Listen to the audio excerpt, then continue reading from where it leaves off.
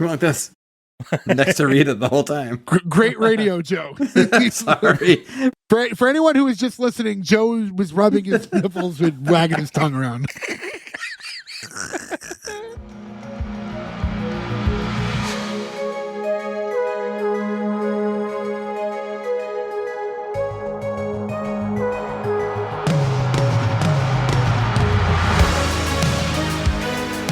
Welcome back, everyone, to S1E1, a show where each week we pick a different sitcom, watch just the first televised episode, and forgetting anything we might know about the future run of that show, rate it and decide if it's a show we want to greenlight or cancel. This week we're going to be talking about The Adventures of Pete and Pete. Pete and Pete went 34 episodes over 3 seasons on Nickelodeon. Today we're going to be talking about episode 1, which was called The King of the Road, originally airing November 28th, 1993. So to get things started, I'm Jay Gags. With me, as always, the boys, Joe, Ferg, Nick, and Gordo. What's going on, guys? Heyo. Hey, happy 5 years. I know they talked about it in the episode as how many people died at the Hoover Dam, but I would like to just say that at least 8 people have committed suicide at the Hoover Dam since this episode has come out. Oh, who brought the good news, Bear? Happy 5 years, everybody. Hope you guys are doing great. It's so good to see you boys. Now in French. Well, great. Weird way to start this one. So yes, before anything, we do want to say this is our 5-year anniversary episode. It's actually releasing on the actual 5th anniversary of when we started the podcast. We could probably talk about that a little bit later, but to commemorate this, we needed to right a wrong. We needed to go back and fix something that's been broken for 4+ years now. This was originally the one time we abandoned a recording, and we've talked about the lost episode of Pete and Pete for years. We tried to record it. Things couldn't have gone more wrong. We had to stop recording, and we just got past it. We said we'd do it another day, and it took a long, long time to circle back to it. But here we are now, years later, finally doing, I think it originally was supposed to be episode 44, and I think this is 262. So that's how many episodes have passed since when we originally tried to do Pete and Pete.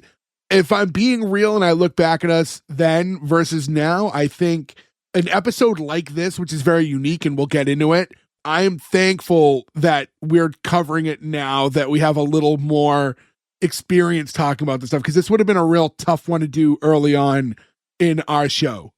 I had 3 pages of notes for that. It would have been great. You all fucked up. What did you do with him? I don't know. It was 4 years ago. That was the last time. Ferg got so disheartened he's never taken notes I haven't ever taken again. notes since. You know how many pages I have this year? 0. Yeah, you could have used him.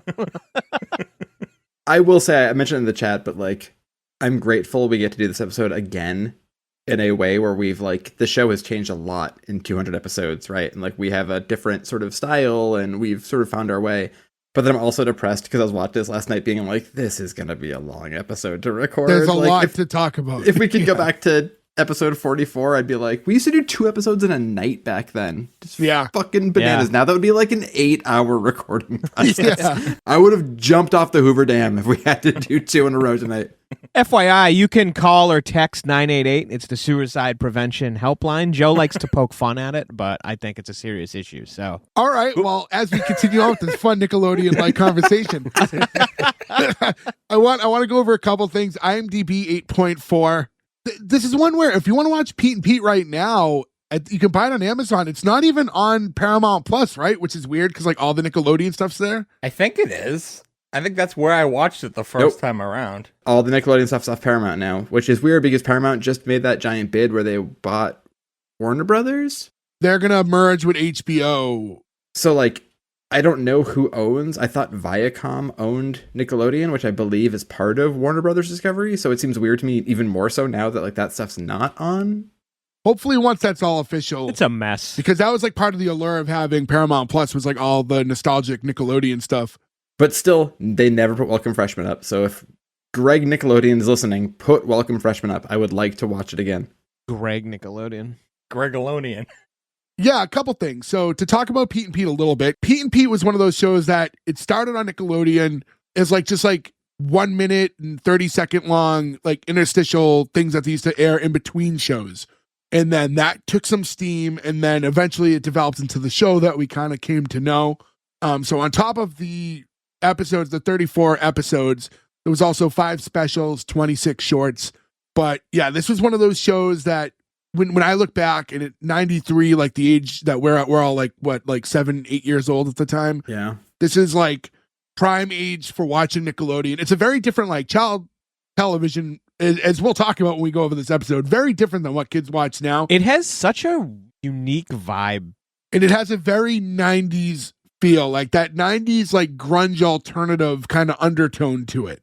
Yeah. I feel like kind of goes with the aesthetic of the show. And I hated this show. How do you hate Pete and Pete? You hated the show when I you were didn't kids? I didn't hate the show. I was never like, oh yay, Pete and Pete. Like I would watch it sometimes. Like it was not one of my favorites. It had that though. weirdness, wildness that was the 90s. It was such a product of its time. Yeah, like, is that Iggy Pop all of a sudden? Like, there was just such weird stuff, you know? The amount of like, I mean, you could just watch videos, there's compilation videos that'll be like every weird cameo that was on. Oh, it's like, amazing. You're like, Yeah. what the fuck?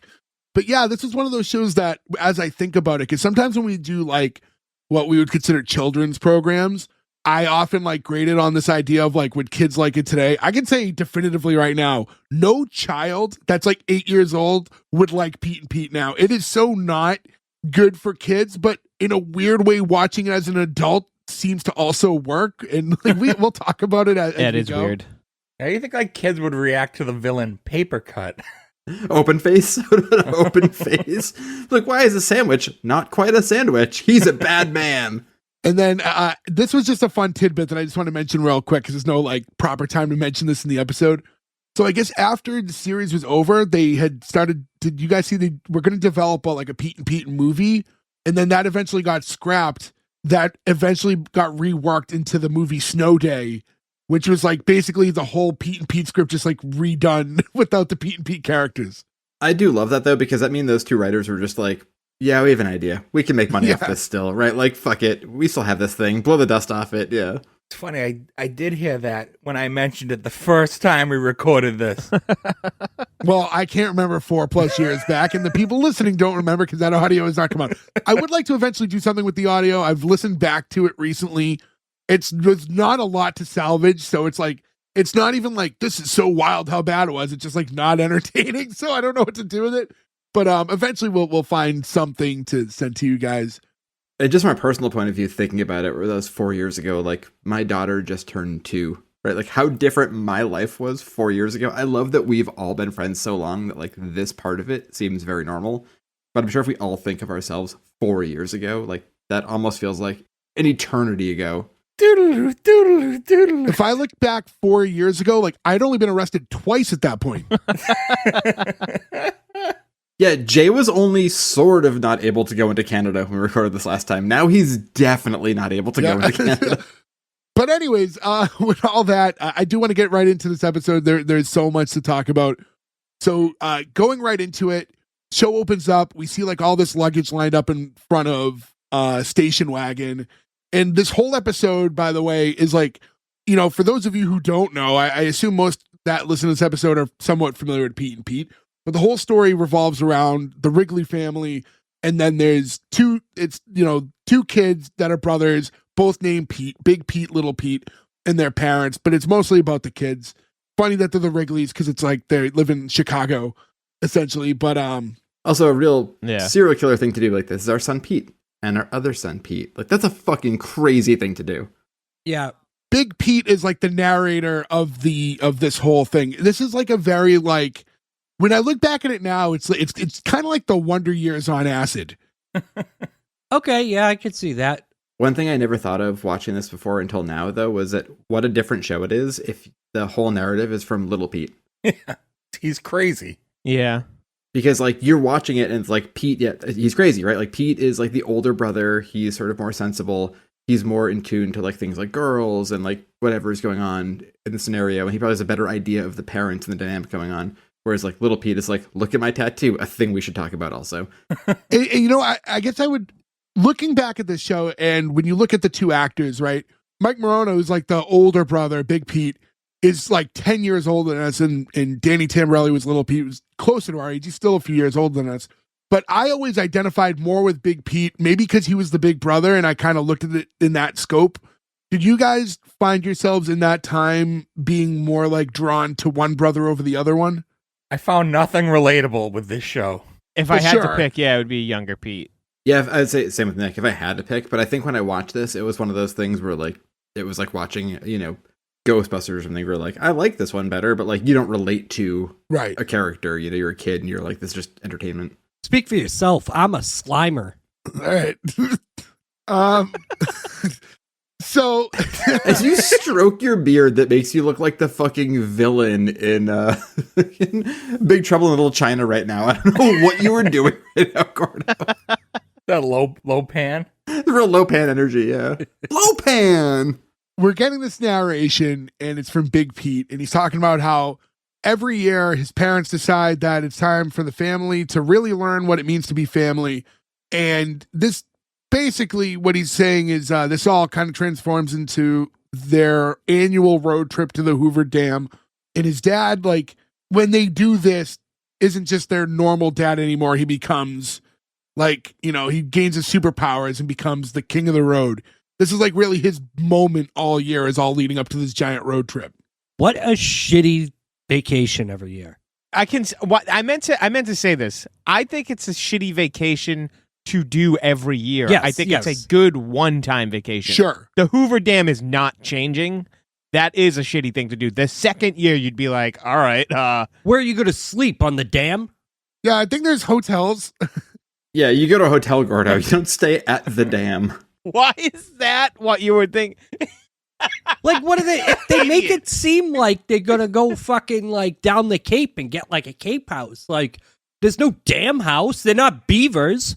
Well, when I go on vacation to Magic Kingdom Disney World, I don't sleep on the Epcot ball. Yeah. Lord knows I've tried.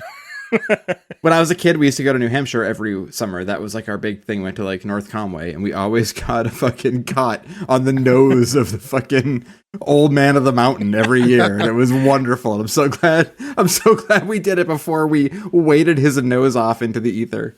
Kind of crazy that there's whole generations that don't know why their signs look like that, because it's been gone that long. Yeah. Yeah. Yeah. I've still never been more shook than the summer after it fell. Because we went every year. That was our trip. So like Pete and Pete, right? Every year we get in the car, we're going to North Conway. That was just like our trip. And there's like the first year we went, like the summer after the old man of the mountain fell, and we like pulled off from the mountain thing. There was a fucking national parks ranger out there greeting people because people were coming to pay their respects to the old man of the mountain that died. And I watched my dad give one of those handshakes where you shake a hand, but you also grab the elbow. Because it was like such an emotional thing, and I tracked it so hard, but I was like, my parents are so fucking sad about the old man of the mountain falling down that my dad elbow shook the fucking park ranger. What's happening? And I'm sure I put like my headphones on after that and was like, but that stuck. It fucking stays with me. For those of you listening, by the way, who didn't grow up in like the New England area, when we say the old man in the mountain died, it's not an old man who lived up in the mountain. It was a rock that resembled a face Vaguely. from a certain profile, Just Google it. Yeah. where the rock was old and eventually crumbled. It got struck by lightning, didn't it? And I think it was a giant storm, and they said when the storm subsided, it was gone. So like people saw it, the clouds came in, and then when the clouds rolled out, it was gone. So I don't know if they know it was lightning or not. I think it was just like also erosion, right? It's a fucking rock that was 1 billion years old. It also barely looked like a face. We're not playfully joking about an old man who tragically died who lived up in New Hampshire. This was a rock formation that means a lot to people from this part of the country. Yeah. I think that could be confusing if that was not explained to a lot of people in other parts of the country. Yeah, as far as this trip goes with the Wrigleys, this is the father again. This is like the big moment. Not different from Vacation, right? When you have Clark Griswold who wants to take the family on a big road trip. This whole episode is very much indebted to the Vacation movies. Sure. Yeah, Clock climbs it. It's true. Yeah, that's actually after this though. That's true. One thing that I think's funny when we're watching this episode too, and we see the father, and he's played up like the traditional like kind of doofy dad character. There's not a lot of like dimension to him other than his obsession with like being a great road guy and like not needing direction and all this. And you see him like when they talk about outside of the trip before he has his superpowers and he's fidgeting to get the lawnmower working and stuff. And you look at him and I was like, I have to look this up because he looks older. 40. He was 40. He was a little shy of his 41st birthday when this episode came out. All of us the same age now, yeah. Our age. Yeah. We're all the dad from Pete and Pete.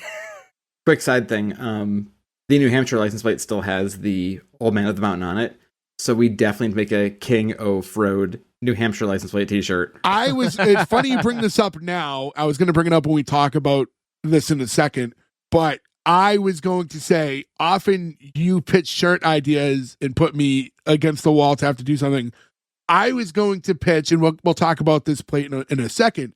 I think for our show, especially where it's 5 years, we should do a King of Frode, Massachusetts plate, which I think would better represent us as a group. But I think that would be the shirt that we should release. But since you mentioned it, this plate, it's supposed to be King of Road, but he couldn't get King of Road.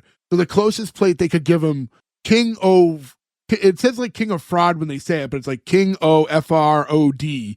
Yeah, I would say King of Frode is how I read it, but Yeah. But Fraud. Well, fraud is F-R-A-U. If you say it like it's spelled, it'll be fraud. Phonetically, yeah. well, unless you but O can be O or like I mean, I read a lot of phonetic books with my kids, and it's like A is for apple, apple. So I have all the phonetics in my brain all the time. It can be Frode or fraud. It'll only be fraud if there was an E at the end. And there's no E. No, because if the O has a line over it, it's a hard O. Frode. What happens if it's an umlaut?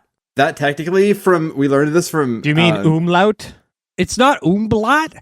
No, it's umlaut. Nick is correct. You are wildly incorrect. But if you look at how an umlaut is used, and you look at Motorhead and Motley Crue, wrong both times. It's not. Well, actually, no. Motorhead is right. Motley Crue is wrong because it's Motorhead, but it's not Motley Crue. I guess the U would be correct in Motley Crue. Sure. Like, there's a lot of heroin for all those people and a lot of speed going on. So, like, you can't judge it. But we don't use those in our language, so people are going to fuck it up. I don't think there's a state in the country that allows 9 characters on their plates either. So, I don't think anyone... California might. California has a lot of shit on their plates. It actually is New Hampshire. New Hampshire allows you to do crazy things where you can add symbols. But Maine, because of a ACLU case, you can do anything you want. So if you want, like, fuck your mom, you have to be able to allow them to do it because they, like, open the door and let one person do it. So then they set a precedent.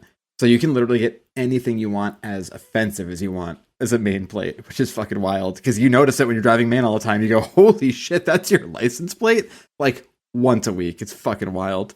So when Big Pete's talking about his dad and this idea of him being the king of the road, it's that he earned this by kind of winning in 3 categories.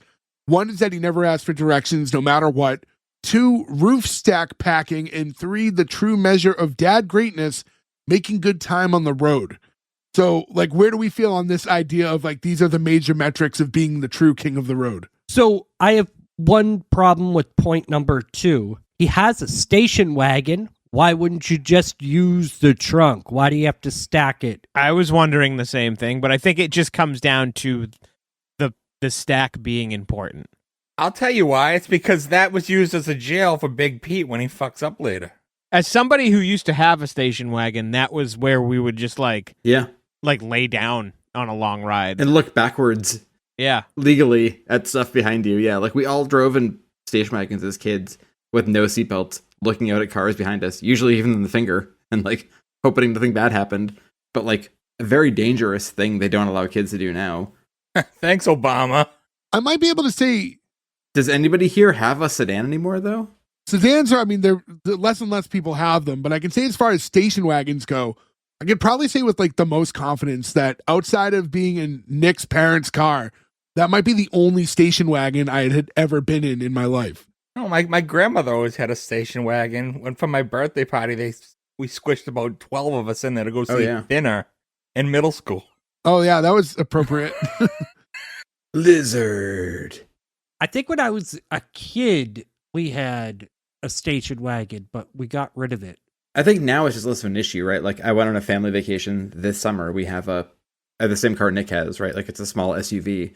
You can fit all the stuff in the back now that you couldn't in a sedan. When I was a kid and we had like a Lincoln Continental or a Buick LeSabre, you had to have the escargot or whatever on your roof to fit all the luggage because there was no room in the trunk. Which is also insane to think of now because those trunks are fucking huge. Like, I don't know, was luggage bigger? I don't know. The whole thing's weird. The one thing I thought was weird about their luggage situation was the legitimate trunk that they have. Like just the big, like they're traveling across the sea on the fucking Britannic. Yeah, like, why do you need to take this with you? A steamer trunk? Yeah. And then, like, the scene ends, and, like, one of the last things you see when they drive off is him talking about how he knows his shortcut and, like, barrels right through a yard. That's one thing I think is for sure gone now because we're all so dependent on digital GPS mapping apps. Yeah, like GPS apps. Like if Waze or Google Earth doesn't, or Maps, whatever, doesn't tell you where to go, you're like, I'm not going to just turn. You only ever turn away from that shit if you want coffee, need a bathroom, or need gas. Other than that, you're going in whatever direction you're being told. At this point. I mean, it's been brought up in the past, but you know, me, Ferg, Nick, we went on a road trip many years ago when we were like 21 and we used maps. And the idea of that to me is so wild now. Like there's just no chance that we would ever even want or attempt to do that. Or even if we had to do that, I don't think we could do it as adults, strangely enough. So the thought of it is terrifying. Yeah. We're the last generation to use like MapQuest. I remember in a band I was in, this has been the very last of it. This is when I was in Android Arm. We played a show in Western Mass, middle of fucking nowhere. It was two of us, we're driving, we're using MapQuest directions. We have no idea where we're going. We end up in the middle of like the fucking forest, and then a bird flew into the windshield so hard that the beak was sticking into the windshield, and the dead bird was just there. And we're like, we're going to die. And like, you don't have a recourse at that point. You're just, what does the paper say? You have nothing else you can do. Like, I'm so glad we've gone past that. Yeah, we're just, like, that feels like an omen in that scenario. You know what I mean? You're like, well, that's not good. So from the scene, we get into the intro. And if I'm being completely honest, when this intro hit, this was the moment I knew there was zero chance I could fairly grade this show because the nostalgia hits me so hard when I hear that song. I can't help it. And I want to bring this up like on a personal note too. We talked about the road trip. When we went on a road trip, we had a fourth friend of all of ours who passed and he's no longer with us. And this song was a song that we used to always like joke about back then. And I always think about him when I hear the song. So I get very nostalgic to it. So if anything, maybe dedicate this episode to our buddy Mike, who's not here anymore. Cause just hearing the intro made me think of him. E-bag. Because he always loved the part that went shimma shimma shimma. which funny enough, I mean, so like the lyric now is listed as "Can you settle to shoot me?" But that still has never been officially confirmed. That is just like the best agreed upon thing that what that could be. So it still could be shimma shimma shimma. It very well could be. I will say this as somebody who's played in bands before. Like, you sometimes play songs you don't have lyrics for, and you're like, I'm just gonna fucking. Yeah, but you record it for television? Well, for television, no. But I've definitely gone to recording sessions, been like, I'll figure it out, and been like, we'll skip it a scab it and jazz this around and see what happens. This band has to just have been like somebody who worked on the show's favorite local band, right? Polaris was like a side project of like another band that was actually from like Connecticut. I can't remember the name of the band. I was looking it up earlier. Yeah, it's Connecticut guys. They came back together too. My buddy Tom, who I think all of you guys have met at my house at different times, at different parties, saw them play in their last tour where they had like a new, I think it was like a single. Like they had like, we have new songs and we're touring, which is like kind of a cool thing. They were like, we're getting back together and doing it. It's like they pop up occasionally and like we'll do new stuff. No new songs. Play Pete and Pete. Like, that's 2 minutes, sir. We have 60 minutes for the set. Play it again. Taking care of business. Working overtime part. There was a record store day release in 2015 with like the songs from the Adventures of Pete and Pete. And it was all like the Polaris songs they used. And demos, I think, too, yeah. And it is not very easy to find. And if you find a copy, it is not cheap. I was looking today. I hate Record Store Day. I think it's the stupidest thing in the world. I wish people would just put that stuff out regularly so people could buy it without having to go stand in line at 6 a.m, but here we are. I'm like 50-50 with you on that. Like, it's annoying. I do think that it helps drive attention to people like buying vinyl, and I think it helps a lot of record stores out. So I think that attracts attention, that like your common, like the use of the world. It brings people outside of that. So I think it is good for a lot of like independent record stores to have things like this that drive in a flux of customers. Agreed, but then they end up with like 30 copies of some fucking record like it's the U2 demos from Batman Forever that nobody wants, and they're stuck with that shit fucking forever, you know? Isn't it like a crapshoot what they get? Certain things are too limited for everyone to get a copy. You request what you want, and they send you what they want. Okay. Sort of thing.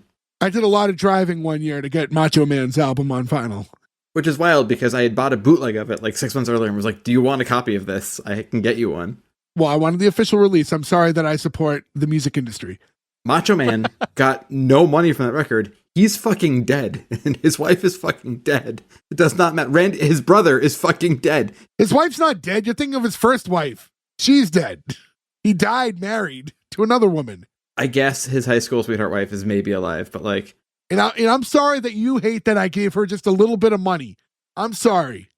Anyways. If Macho Man's ex-current wife who's still alive wants the like $8 from me, I will happily Venmo her. So this intro on top of the song, basically we're just seeing the band like in front of a house, just kind of playing it in a yard. And then we're getting kind of the like flashes to every person who's like the whole cast, it gives you, and it's giving you the characters' names though. So we're meeting Big Pete, Little Pete, we're meeting the parents, but then you also get a vibe for what this show is going to be because there's other things like Artie, who's a superhero, and Mom's metal plate in her head. And we're seeing that Little Pete has a tattoo. So they're all billed as separate. Yeah, they're all billed as separate characters in the show. So you're like, okay, if you're watching this for the first time, you're like, this is not a normal program. It really isn't. I do love like giving like Artie. I think maybe doesn't need an intro here. Like you can like develop that character in, but I love the idea of the weird stuff. Like, oh, Mom has a plate in her head. Here's a card, and here's his tattoo. I think like because like you wouldn't give the friends and the weird characters who pop in, like Open Face doesn't get a card, you know what I mean? But like, I think you can immediately... No, but Artie's in like most episodes, so he's like a mainstay on the show. I mean, like Toby Huss is a fucking hero. I'm not knocking Toby Huss. I'm just saying like, I think it degrades the weirdness of the tiny child's tattoo and the mom's plate in the head getting title cards to then be also like, there's also another guy who lives in this town who's a superhero. Well, then also in the intro, she's not in the episode, but Big Pete's friend Ellen, who's a girl and his friend, but it's not his girlfriend. Like she's in the intro only, but she's not actually in this episode. That's weirdness too, as I don't think mentioned before, but like this is the first episode that aired, but it's technically the 6th episode. Yeah, things like that happen. We've gone over a few shows where they might find a different episode's a better first to air, whatever happens. When you're looking at this objectively, I don't know. It's tough to look at it that way. Do they do a good job of introducing the characters? Because I don't think they do. No. But then you think that this wasn't the first episode, so I guess that wasn't the intention. So we know the characters, so I think maybe you don't think about it. But yeah, they kind of get into the mom and dad, but Pete and Pete are complete unknowns, and they don't really do anything to make that better. This is a better episode for a show about the dad, for sure. Like a pilot for the dad, yeah. But I mean, you're trapped in a car with all 4 characters. You pretty much forced to get to know them or die. Well, I think that's why this might be a good choice for a first episode, because I agree. When you look at Pete and Pete, like the scope of the show, and for what you guys remember, not to get ahead, but like it's a show built on like a whole universe of characters. There's a lot of repeat characters throughout episodes. This is one of few episodes where we're really just isolating the family and getting to know those 4. So even though it was filmed in a different order, if you were to look at it, this is the best way to represent just that family. And then also in a way, it might feel out of place to air it later on because you're so used to seeing so many fun characters. And then we get this kind of stripped down episode. Yeah. That's like the whole theme of the series. It's how a child sees the mundane things of the world as bigger than life. Like, right. Simple thing as a road trip is a battle of life and death to stack stuff on top of the car and be the bigger family. But as a kid too, though, like that's not mundane, right? Like a road trip is like a huge deal. Like we're going on vacation, right?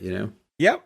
I said I'll always remember this episode of Pete and Pete where it's daylight savings time, and they think of that as traveling back in time because you're setting the clocks back. Yeah. And to this day, in my 40s, I still say it's time to time travel.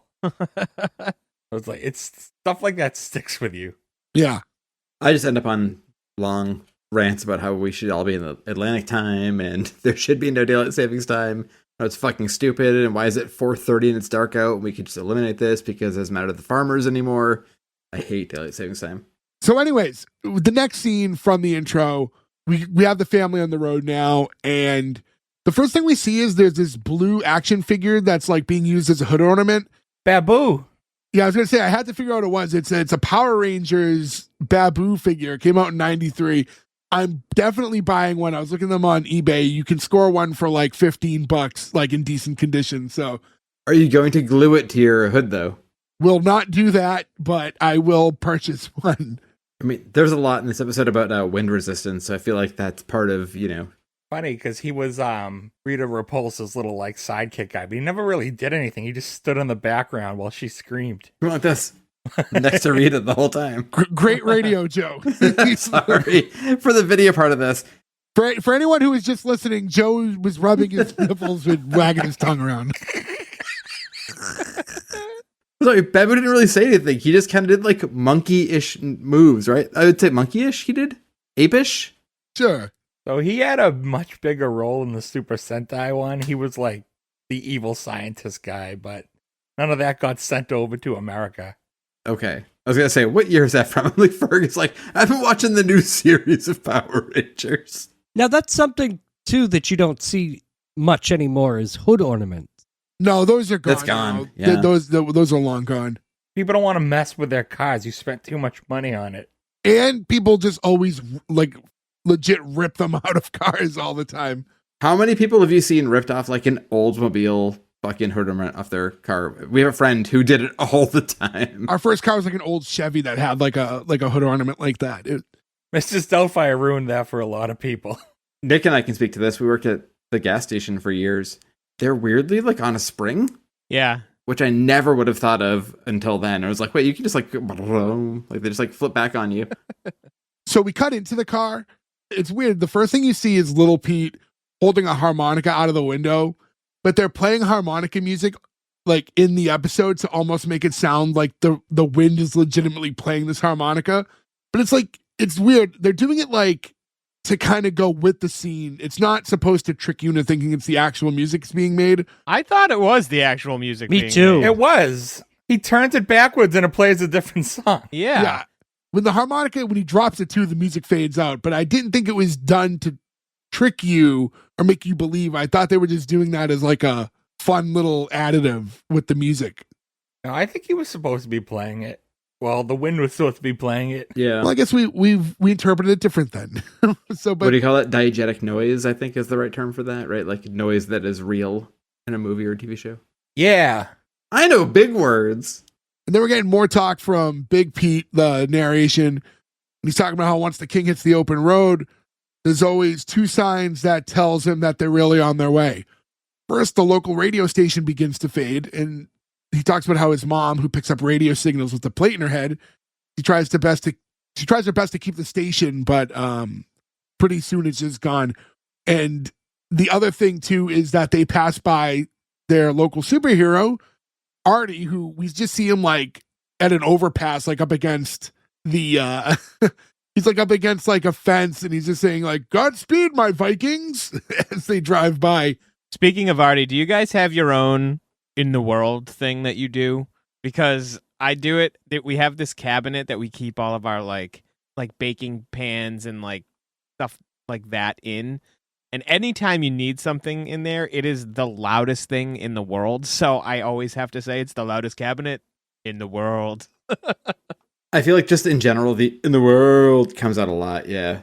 I don't think it's for one specific thing. I think it's just like something happens and you're like, well, that was the worst funeral in the world. Like I just like have it set for whatever terrible moment I'm in. I think it's funny when we look at these couple things that we're being introduced to at this point, and they're talking about how the mom has a metal plate. We see a superhero, and it's being described to us in such a nonchalant way, and all with like a very mellow tone. And it's like this weird, fantastical world played very dull. And it's a very interesting way that they do it. Yeah, same with the tattoo as well. I don't think they get into it this episode. Well, it's one of the it's seen but not really discussed in this episode. But yeah, they're kind of quiet on it. We don't get like the whole like making his arm move thing that we get usually.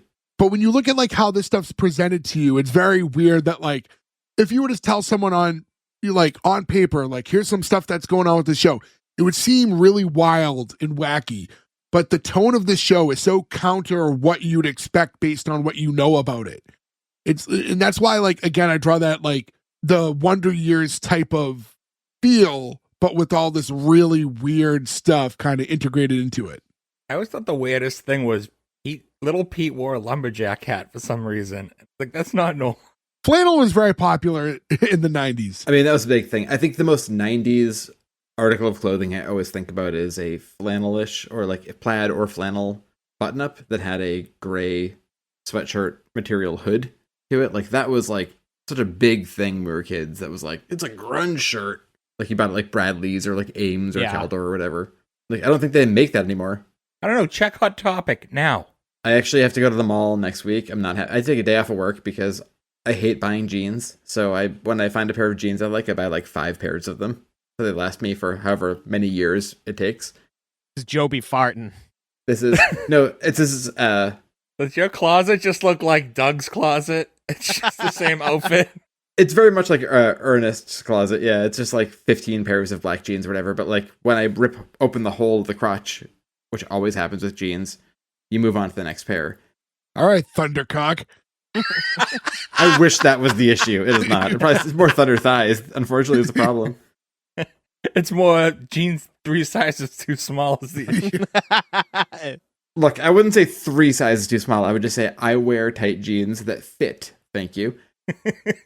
But eventually you're going to wear the crotch out. That's what happens with jeans. But the problem is, if you buy 5 years worth of jeans that fit you, when that 5-year period is over, you can't go buy those jeans again because whatever company, like Gap, doesn't make those jeans anymore. Yeah. So you have to go find the next 5 years worth of jeans. So I literally had to take a day off of work and get a babysitter for my wife and I to spend a whole day at the mall in 2 weeks to be like, we have to go find Joe's 5 years of jeans, which is going to be like a fucking nightmare. How many pairs? I try to buy 3 to 5 if I find a good pair. You want to really impress me? Wear out the crotch in a pair of Jenkos. Look, I will say this. Last time I tried, we being funny one time, I was like, let me try these on. I tried on like a pair of Jenkos at like whatever store, like Bob's or whatever. And it was the funniest fucking thing in the world. It looked so fucking funny that like, they should have made me buy them because I was like crying, laughing into them and probably like, Joe really likes these. like, you really like, you should buy them. He really looks good. I also have a terrifyingly weird body. I have tiny legs and a really long torso. And boat oars for feet. Yeah, giant blob feet that have to get through the tiny hole. It's very hard to find. Again, my wife fucking hates going jean shopping with you. Like, these look good. Like, couldn't get my foot through. Why does she have to go with you is what I don't understand. Because Joe is a baby. Yeah, because I'm a 40-year-old baby and I need my adult with me. I can see his wife just in there, like, checking the waistline in the dressing room. Like, yes, look good, honey. I told her last week, I was like, the crotch hole's coming. And she was like, no!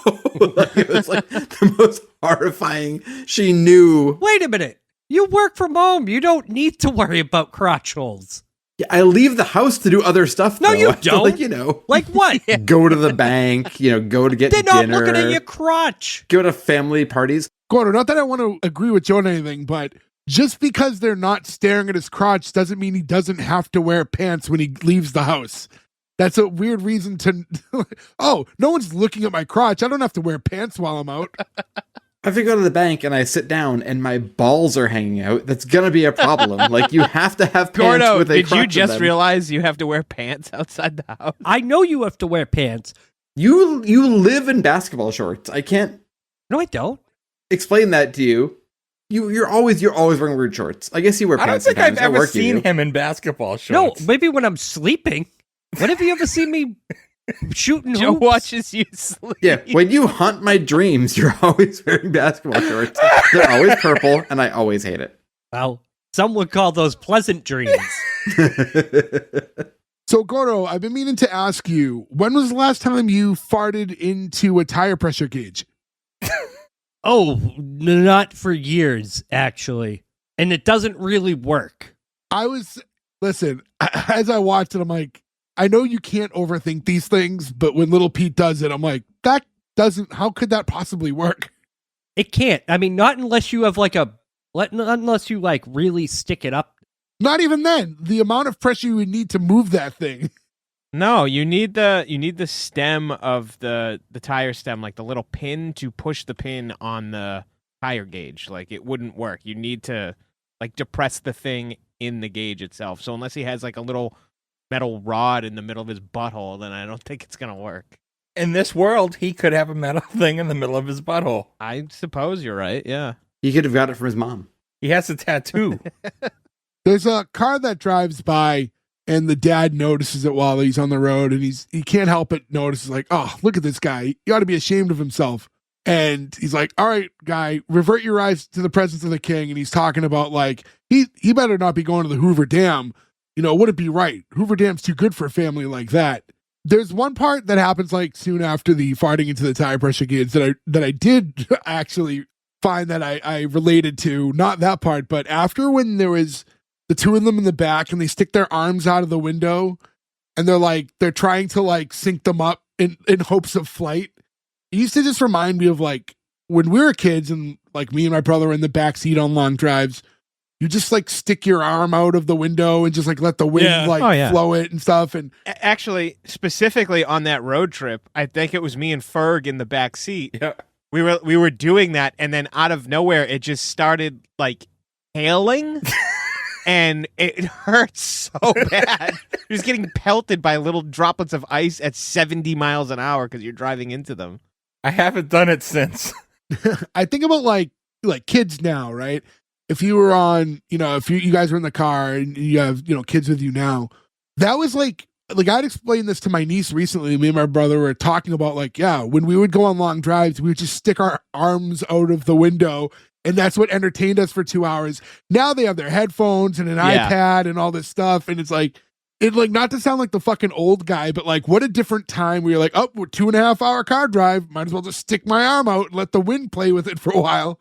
The world really changed when those portable DVD players became affordable to common people like us.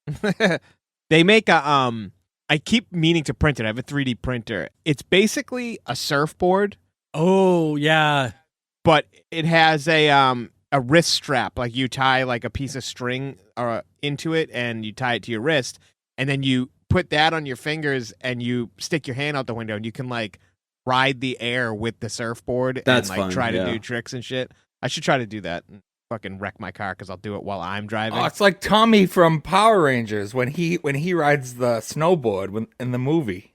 Sure, yeah, exactly like that. When the dad sees them with their arms out of the window, he's like, hey, I told you guys, like, hands in the car. He like raised the windows on him, and then Little Pete, like, I guess he like hacked the thing somehow, so like his overrides the other one. Yeah, he unlocked the locked windows.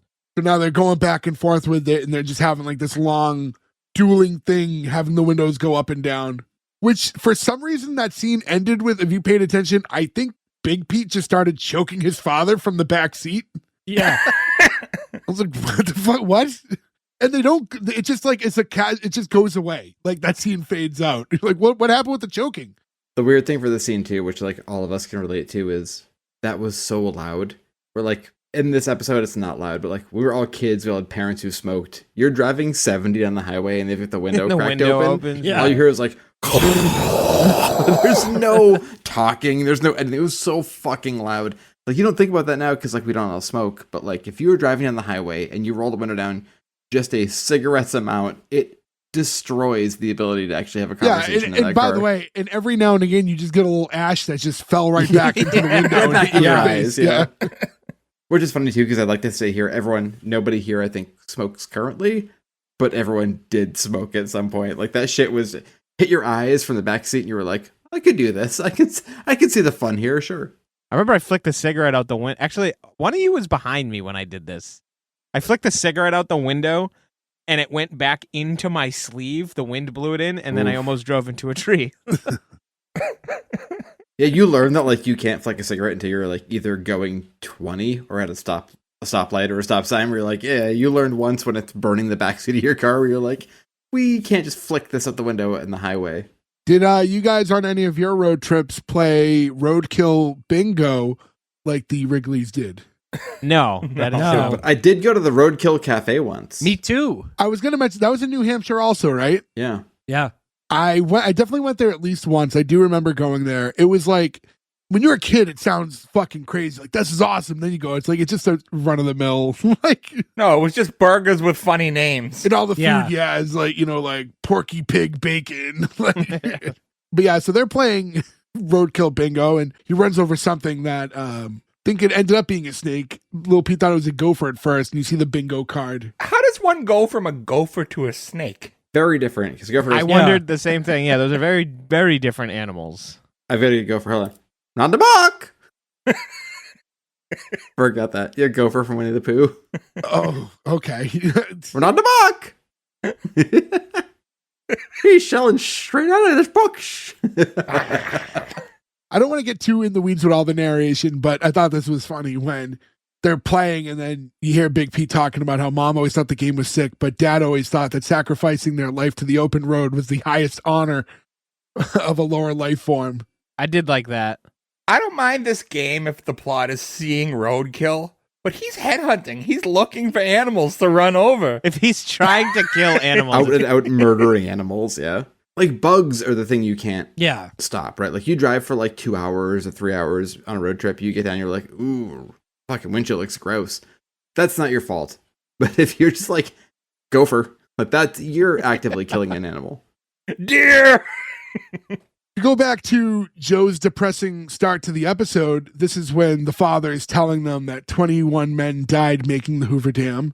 Also, 21 didn't die, by the way. The real number is like over 100. Just in the making of, or have died like over time. Yeah, 21 is way low. Yeah. Hundreds of, like, over 100 people died making it, including people just, like, when they surveyed the land to figure it out. But, like, about 100 died just making the dam. That's just getting stretched. A lot of them had peanut allergies, and they brought them peanut butter and jelly sandwiches. They all just killed over. It was me, and they were like, you can either eat or you cannot eat, and here is a wheat sandwich. And I was like, well, Joe's now in the fucking dam. The dad's going on, and he's talking about how their souls are now in the dam because the little Peter asked if their guts are in there now. And he said that they died so we can enjoy the benefits of electricity that runs cleaner and stronger than regular electricity. It even sounds better. You ever hear the sound of dam electricity? It's like a song. And he's like, speaking of songs, the mom's like, I think we have one about a dam. And they start singing a song about the Hoover Dam. Does dam electricity run cleaner or smoother? Or is electricity? Cleaner than gas. Yeah, it's cleaner than anything. It's like a fossil fuel. There's a point during the narration here too where he talks about how he really knows his dad's like feeling good based on his elbow level and how far the elbow hangs out of the car. And that's like a running theme throughout the episode. Do you feel that? I feel like that sometimes driving where I'm like, the more relaxed you are. I feel like it's also music based, like a song's like you're driving down the highway and you're like, okay. Yeah, your elbow's only out of the car when you drive. Like, I wouldn't do it on the highway, though. You know what I was thinking about today, randomly, even before I rewatched this episode? I very rarely have my windows down. Nowadays, it's rare. It's AC. Yeah, it's either heat or AC, and I feel like I don't love the wind in my face coming through the window. You know what I mean? Like it's like I have a sunroof now, so that's nice to like tilt it up, and you can kind of just get some like movement, but not like crazy wind. But yeah, my windows could just be like stuck up, and I don't think I would really care. I feel like my brother's a windows down guy, and there's all these times I'm like, can you just raise the window? Your brother's, yeah, he's got some really quirky driving things. Like he'll you know how many times I've been in your brother's car in like the dead of winter and he just doesn't turn the heat on? Like, what are you doing? It's 28 degrees out. Why is the heat not on right now? The car's warm. But I will say too, like you're sitting in traffic and like all of a sudden you're like, your butthole is shaking. You look over, it's like some 25-year-old dude with every window down. And you're like, how are you comfortable? What is the fucking point of this moment? That's true. I don't want people to hear the music I'm listening to because it's definitely embarrassing. So, Imagine being at a red light and you go, who's blasting A Whole New World? Ferg in a red light. Paint with all the colors of the wind. Is Ferg punching his steering wheel? At this point, the dad's pretty, like, he's on cloud nine, right? He's on the big road trip he loves every year. He's feeling himself. He's making great time. Like, you know what, guys? Like, how about we take a little break? Bug juice on the house, and he'll even break out the paper plates, which gets a legitimate yay out of the mom and little Pete. Now, what is bug juice specifically? I know it's... So bug juice is a common term. So basically, it's like a common term for anything that's just like sweet, like sugary juice. It's just like a powder, like powder drinks, right? Like those ones. It's like the lemonade and like Kool-Aid we had when we were kids, where it's like you mix powder and it's very sweet, it's juicy, gross bullshit drink. Gordo, I often can say that Joe says things are common terms that are not, but bug juice is pretty. It's not common. I've never heard that. Okay, that's a fucking thing. There was a TV show when we were young called Bug Juice. You've heard of Bug Juice? Yeah. What the fuck are you talking about? It's literally a term derived from camping. It's you make bug juice. You make like. You think Gordo is going to remember a TV show called Bug Juice when, like, a couple years ago we had to tell him that Joey Lawrence was a person? When Gordo doesn't remember a TV show called Pete and Pete that we're talking about currently in this moment. I'm just saying, I've never heard that. Bug juice is a very common term, and thank you, Jay, for throwing me under the bus, but also agreeing with me. Gordo's only seen the Spanish version, Pedro y Pedro. So they're about to take their break, and we get from Big Pete that as we're about to find out, this is going to hurt his dad pretty bad, because he said, we'll take the break. How much going to hurt? It's going to hurt him bad. And then at the moment, we don't know why yet, but we get to this picnic now. And they're just doing like a roadside picnic. I want to say, you just said picnic like Scooby-Doo. Like you added like extra syllables. No, he said it like Yogi Bear. Yeah. Picnic basket. Can I get some of that picnic basket? And Bobby Cooper. Not Cooper. So we're at the picnic. They're having a roadside picnic, and it's like basically like a rest stop. Like they have like a wooden like bench that they're just eating at, and they're doing their little situation there. And the father's talking about, I bet some of the other dads out here have heard about me. Hey, aren't you that king of road guy? And they're all looking. He's like, you laugh, but like, these highwaymen, they know word gets out. And he says there's a lot of pretenders, but there can only be one. And then as he's saying that, a car pulls up, and it's another station wagon that looks like theirs. And he's just in awe. And like the first thing we notice right off the bat is that like the stack. So they have like much nicer luggage is like kind of the first thing that we see. So the stack on the top of the car looks a little bit nicer. And then car parks, the dad for this now rival car, because his dad looks at it as almost being like the evil counterpart, is played by Jeff Pearson, who we've covered in other shows. Unhappily Ever After, he was the star of. There was another show. Oh, he did the 80s show. Yeah, that 80s show. He's we didn't do Dexter, but he's like a huge part of Dexter. Yeah. It's fun to see him in such a small role here, because I think in 93 he's like not quite as. Oh fuck! Grace Under Fire. He's the ex-husband. Yes. Oh yes. Yeah. He's Jimmy. Yeah. That show rules. The show with the good Dave Thomas. So, no, I don't agree. We've had this debate before. Just because you like the way he tastes in the chili doesn't mean he's the better Dave Thomas. I'm not going to get into this debate again too deep, but I think if you were to ask many people. Okay, would you prefer a Dave Thomas who was friends with Rick Moranis or one who was not friends with Rick Moranis? How do you know he wasn't friends with Rick Moranis? He made delicious cheeseburgers. He did. Delicious square cheeseburgers. I mean, look, back when I could eat real food, I liked the Dave Thomas cheeseburger. I'm not knocking that. I'm just saying I think that Strange Brew is better than a... Fuck, it's been... this sucks for me because I can't eat food anymore. What was the thing? Is the $1.29 bacon cheeseburger? Is there a name Junior for it? Bacon Cheeseburgers. Junior Phenomenal. Bacon Cheese, thank you. That was a wonderful thing. I ate a lot of those as a child. I miss them. I'd love to eat one. Well, since you've last had one, they've skyrocketed. Now they're over $3 each. That is absurd. That's how long my tummy has been bad. That sucks. Go to Chili's. Don't go to fast food restaurants because you're paying the same amount.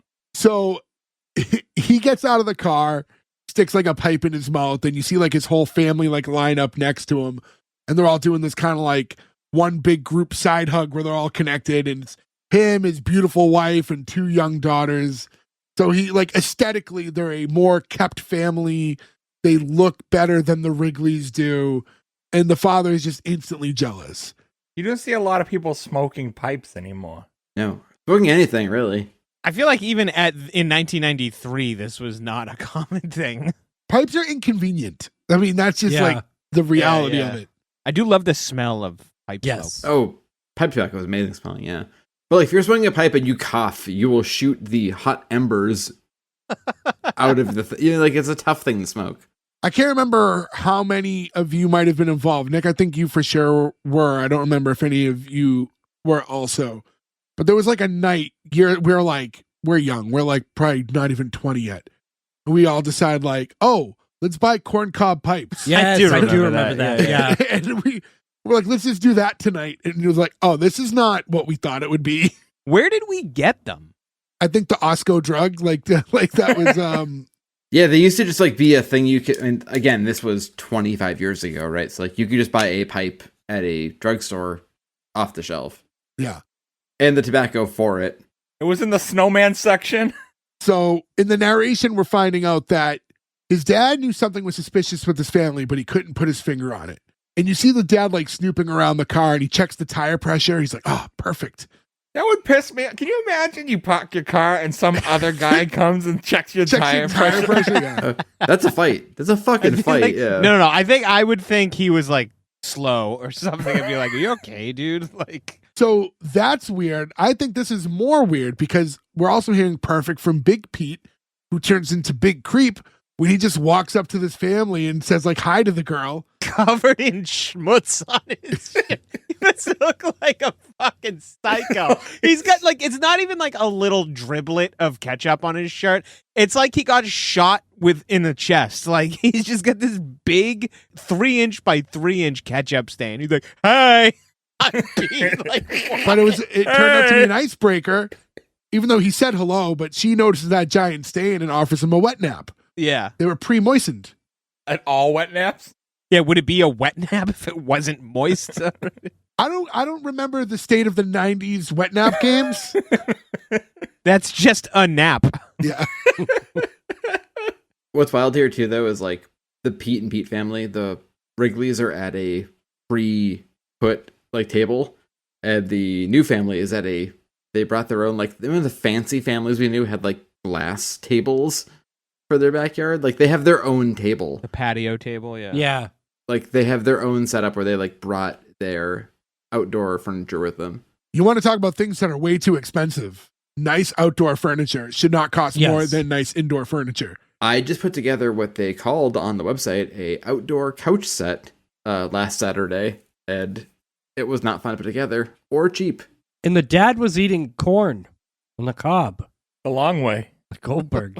I was drinking when you said it. I was like, what was he doing it? It happens later, but since you brought it up, I will say this. His method of buttering the corn, although effective, is a gigantic waste of an entire stick of butter. Yes. Well, no, that's just the corn butter now. You got to save it. If you, I mean, in the summer, man, I might eat corn on the cob fucking 3 times a week, honestly. It's so good. Do you want to eat corn on the cob more? This is a thing my wife taught me I'd never thought of before. Scoop it out of the toilet. This is the thing my wife Gordo taught me. It's called unlimited corn. It just keeps going. It never ends. It dissipates a little, but you still get more. But like you corn on the cob a piece of corn, and you take a knife and you just I might have to do that. And you just knock all the corn off the cob, and then you can just eat it with a fork. Just buy canned corn. Look, I agree with you. Yes, in the wintertime, that is a great option. But corn on the cob that's on the grill tastes way better. You can't cut it off. You have to pretend it's a typewriter. I always did that. I did that for 40 years. And then one day I was like, I don't have to do that anymore. I can't eat corn on the cob anymore because of my teeth. Oh, Gordon's just gumming a corn on the cob. It's like a milk bone for him. Can you show us that hand motion again, Gordo? Thank you. Okay, great audio. The best way to butter your corn on the cob, though, is you boil it on the stove and then you just throw a stick of butter in with the water so it comes out buttered. It's delicious. Just wet, yeah. I like the actual chunks of butter, and that way it holds the salt and pepper. Yeah, I mean, it's better. This is just easier. No, melt some butter and then take a brush and then brush it on. I'm not painting my corn.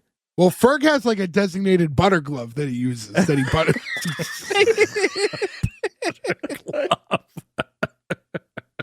Sometimes when we're recording, I wonder if people listen to it and they're like, are they friends? Are they really friends? 5 people who hate each other and Satan has set them against each other and they have to fucking podcast for the rest of eternity once a week.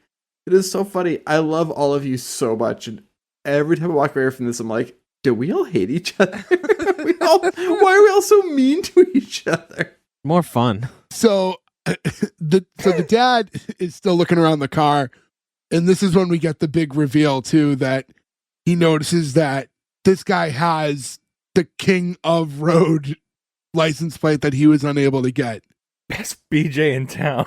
I was going to say, he looks back and there's just his roadhead. The mom's plates is like... Also, the mom, by the way, has very few credits, but she is in Frankenhooker. So I feel like if we're going to go on the roadhead thing here, on a date. If you look her up, it's like the number 2 thing that pops up after Pete and Pete. So also, Frankenhooker, maybe one of the greatest movies of all time. Yeah. Anybody who's never seen Frankenhooker, holy shit, is that a funny movie? It was out for a long time, and then it caught this like serious steam. People have like found out about it. Yeah, that was like a movie we watched from like Joe Bob when we were kids and was super funny. And then all of a sudden, like normies were like, "You ever seen Frankenhooker?" Be like, "I've been screaming about Frankenhooker for 30 years." Yeah. One thing, looking at like, oh, so now we know who has the actual King of Road license plate. But if you were the dad and you found out that was taken, would you settle on King O' Fraud? Or would you think of like, hey, well, do you have Road King or like something else? Like, yeah. Why would you ever want King O' Fraud?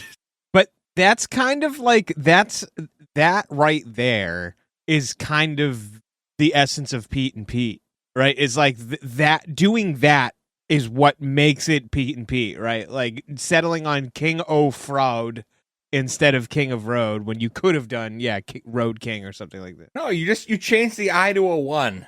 But you could do that too, yeah. There's plenty of options, but he wanted those specific letters in that specific order. You just have a stroke? Yeah. Oh, genius. Yeah, I love Road King. I love Number One Dad. Like, there's other options he could have had. So after he notices it, he goes into a full-blown panic. Like, he's rocked. So now he needs to, like, get to the dam and prove that he's the king of the road and make great time and do all this stuff. So now he's like full on. You think he's being chased by a serial killer. He's running. We gotta get back in the car. We gotta go. So he's like rushing the family. Like, we didn't even pack up. He's like, doesn't matter. And he's just grabbing them. Meanwhile, Big Pete is having like a nice little moment with that girl that he met. And he's trying to talk to her and he's saying dumb shit to her. But he's getting rushed out. It gets to the point where the father's not even going to wait for him anymore. He's going to drive off because Big Pete, when he finally breaks away, says, hey, guess what? They're going to the Hoover Dam too. So now it's ultra competitive and he just starts like peeling off and you have Big Pete like running after the car. It's so wild because if you like pull into a tourist trap, went to like the botanical gardens this summer, right? Where like there's like 30 cars at any time are coming in and coming out, right? Like any of these big tourist spots. I never once think of anything of the people in front of me or behind me. You're just like, I hope I can get a parking spot at the closest way to the open door. That's why you're not the king of the road. Yeah, that's why I'm king of fraud, because I'm just sat in a car being like, I guess we're going to see a botanical garden today. It was fine.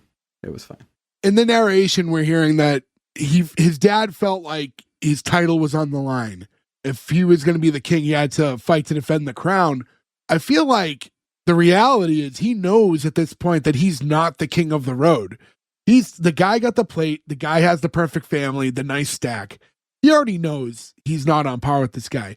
But basically what's happening is the one thing that this guy prided himself in, the one part of his life that he felt confident and like he wasn't behind in the world. You know what I mean? Like that one thing he could hang his hat on is now being questioned. Do you guys feel like you're the best at any one thing? Not the best. I think I think if anyone's like truly self-aware of themselves, like you point out, your flaws, but just the same, you have to know that you have strengths. Like it's important to have that balance. But like, do you feel like this is relatable in any way? Because I try to think of in that scenario, like, no, I don't fucking care if this guy got the better license plate or pulls in the parking spot before me. Like, I don't give a shit. There's like things I think I'm good at, or things I think I might be better than this or that person then, but like, I don't think there's anything that I'm like, I'm the best person in the world at this one thing. Like, I think you have to almost be delusional to have that in your brain.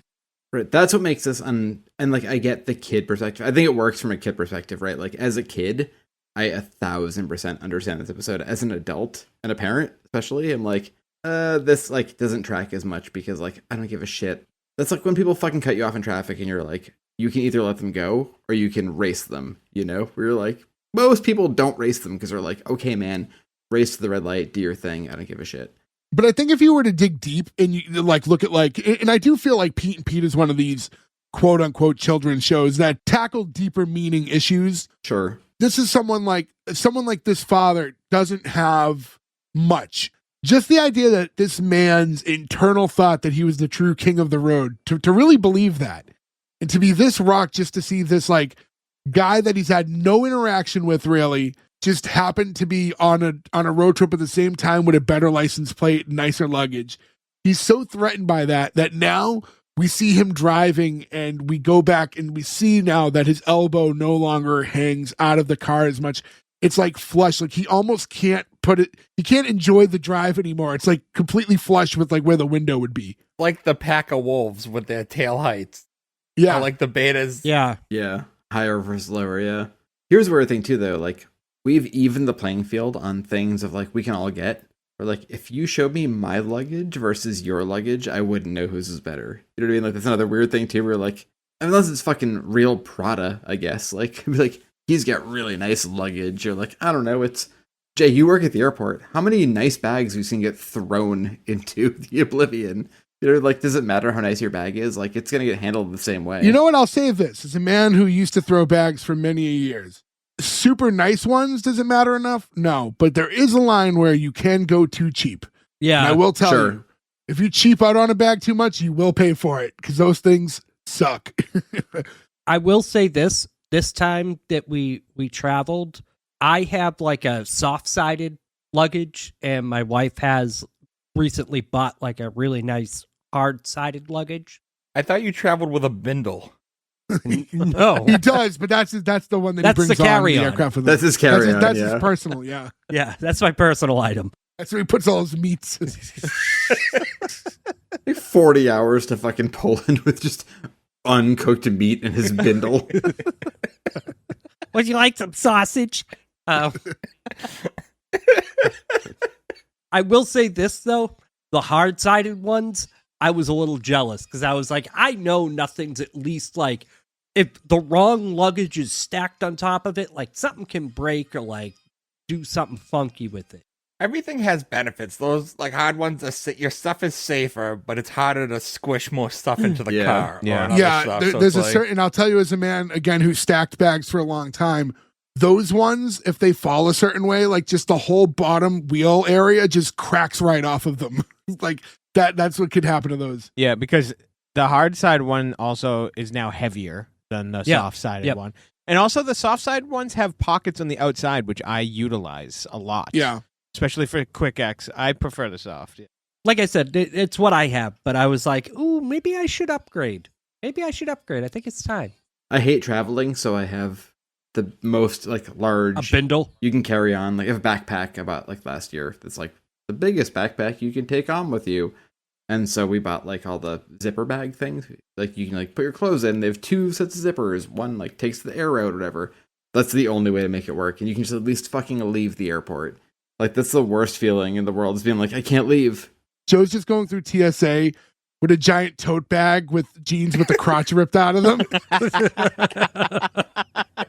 TSA is a nightmare for me because my license says I'm a woman. So it's a problem every fucking time. So they always stop me and they're like, something is wrong. And I have to be like, I'm male, but my license says female. Yeah. You do know that this is correctable, right? Like, No, I've tried before, and every time I do, the man who just yelled at me about the differences between a physical female and a physical male, that I was like, I can't be in this room anymore, because I'm also surrounded by 16-year-olds because I'm 40 getting my permit test. So, like, I have to fucking leave. It was so uncomfortable.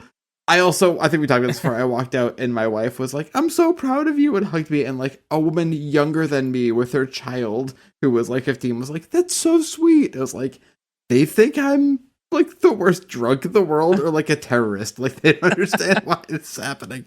Spoiler alert, he's not a terrorist. Look, how dare you? Worst drunk in the world? Thank you. You teed it up. I'm sorry. You can cut it. It was too easy.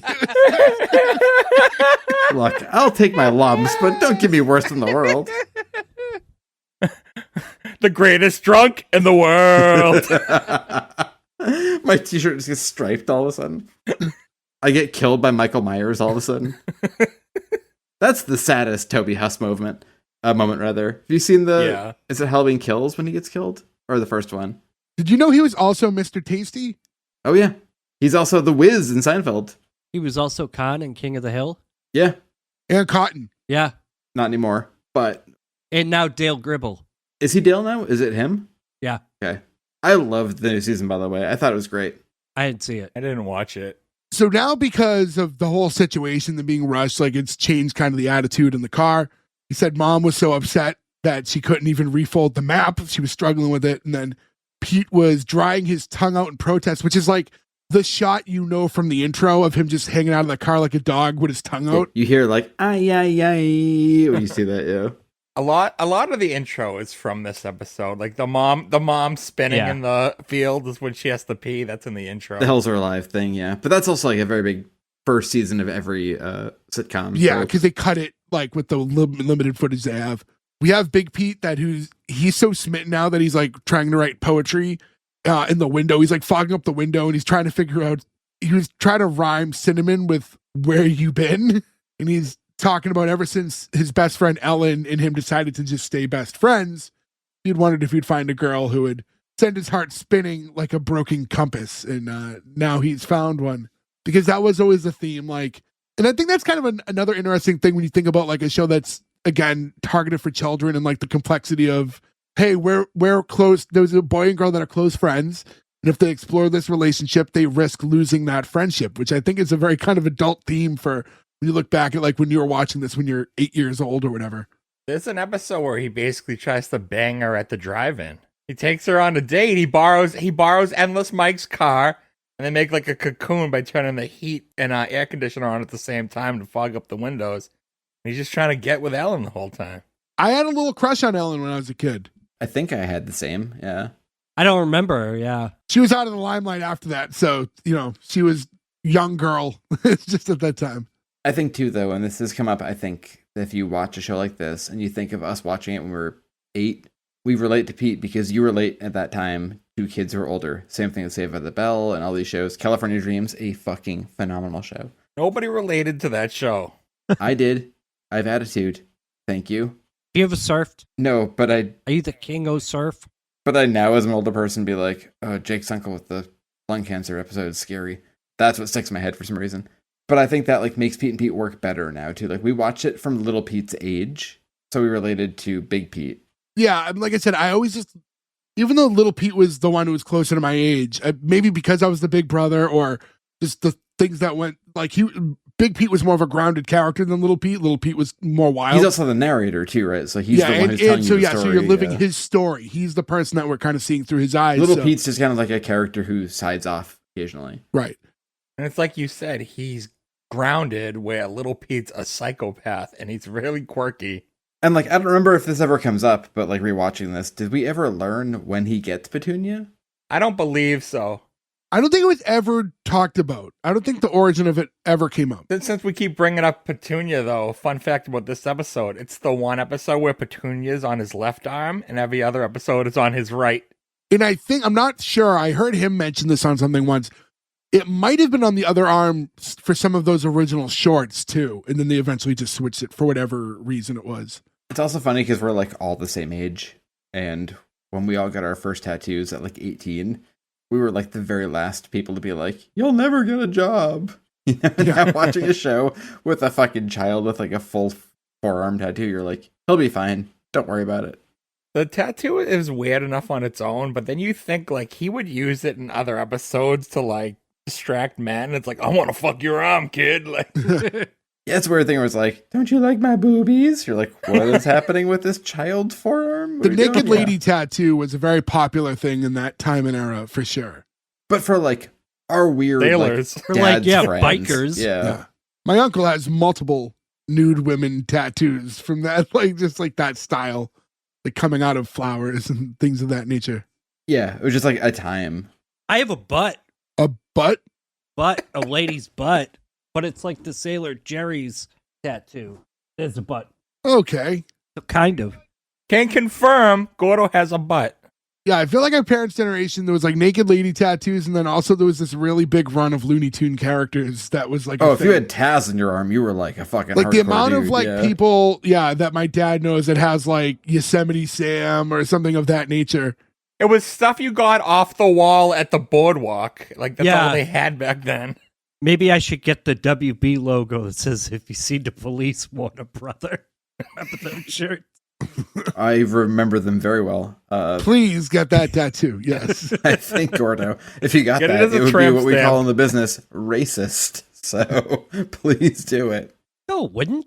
It's a 40-year-old man who works at a fucking major university. If you see the police, warn a brother. Like, okay, buddy, sure. You would look like such a fucking narc. Like nobody Joe would said his trust next that. tattoo is going to be the Brock Lesnar kill 'em all tramp stamp. So I keep getting more men's faces on me, which I feel like is the opposite of petunia faces. Do you make them dance for people? You know, do you want to see fucking all my boys dance? I have so many boys. My boys. So they're driving along, and Big Pete thinks he finally has a good lead. He's like, "We got him good." Like, do you see the look on Mr. Perfect's face when we peeled out of there? Said Wade Boggs. R.I.P. Mr. Perfect. She's like, he was smiling, Don. He was smiling to hide his fear. And like he's going, and he's like, this guy is just so jarred and so intimidated by this other guy that it's completely ruined the one trip that he loves so much. So now he's just bombing down, trying to like make up this time to beat this guy to the Hoover Dam to secure his role. Now, I know he's acting crazy, but the mom does a full heel turn. She becomes a real biatch. She's there when he needs her. But yeah, But that turn comes out of nowhere too. Like, why is she suddenly on board later? well, because this trip's supposed to be fun, right? And like they stop, they're gonna eat, and now he's just acting like a lunatic. So I mean, I could see how she'd be annoyed by that after a while. But I don't think that she turned on him. She's just upset with him acting like a fucking idiot. He's being super annoying. I agree with her. It's fucking ridiculous. Now, like, little Pete has to go to the bathroom. He's like, we can't stop. Pretend you're the dam, holding back millions of gallons of water. And she's like, he has to go. Like, he's a Wrigley, Joyce. Wrigleys don't know how to hold their water. She says, well, I'm only half Wrigley, and I have to go too. That's not how that works. She's not half Wrigley. She's married in Wrigley. She has no Wrigley DNA. But I'm with her because I have to pee all the time. I've had to pee for the last hour. Like, I constantly have to pee. Like, driving from here to Boston, if we can make it without peeing, it all depends on, like, Route 1 traffic. Sometimes when, like, we're pulling over, that's just your body designation sometimes. Like, you have to pee sometimes. I could hold it all day if I had to. I can't. I fucking can't. do. I've got 2 hours at a maximum. Ferg has brought this up a bunch of times. It is such a point of pride for Ferg to be able to hold his pee for some reason. Sometimes I do. I don't want to talk about pee too much because that's for our nighttime podcast. There's a point where, like, at work sometimes I'm just sitting there and I'm like busy and I don't want to bother. And I'll be like, I've been holding it for so long and I'm just uncomfortable. And it's like, why am I doing this? Just go to the bathroom, you idiot. I have a weird thing where, like, my daughter is 2 rooms over, right? So when she has her nap, I can't go out to pee because I will destroy. You just hang dong out the window. Yeah, well, it's not that, no. But It's like, already hanging through his ripped crotch. this is a nice story of my daughter. Please give me the moment. Yeah, don't compare him to that picture of Lenny Kravitz. That's completely hilarious. I mean, to be fair, please compare me to the picture of Lenny Kravitz. I would like to be compared to that in that scenario. But I have this awful thing that happens all the time where like she's trying to go down for a nap, but if I get up and walk out the door, it will open up the noise and ruin the whole scenario. You know, you're halfway to sleeping and like something ruins the moment you wake up and you're like, oh shit. Yes, I know that. Thank you. I was like, no one's answering. I'm like, am I fucking crazy? I thought you were just going to continue. I didn't know we had to physically answer the question. I thought it was... This happens every fucking day where I was literally on Amazon looking at like, how do you pee on a urinal in your bedroom? This is the weirdest problem I've ever heard. Get it? I can't believe. What do you think? You're the only person who has a fucking sleeping child in the same house as them? Just go to the bathroom, you psycho.